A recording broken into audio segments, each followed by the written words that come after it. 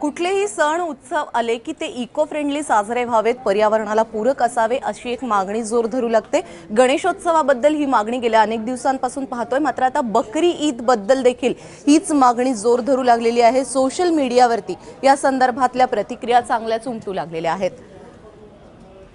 भाजप आणि शिवसेनेच्या वतीने इको फ्रेंडली बकरी ईद साजरी करण्याची मागणी केली गेली आहे। आज भाजपचे राष्ट्रीय सरचिटणीस श्रीकांत शर्मा यांनी या चर्चेला तोंड फोडलंय। त्याला सोशल मीडियावरती पाठिंबा मिळताना दिसतोय, तर काही ठिकाणी विरोध होतोय। त्यामुळे इको फ्रेंडली बकरी ईदवरून वादंग सुरू झालाय।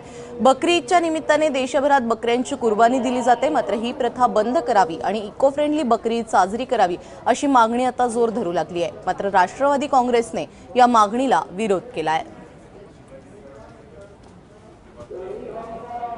बकऱ्याच्या ह्याचं खायचं असेल तर बकऱ्याच्या आकाराचा केक करून खाता येतो, त्याला चालतो।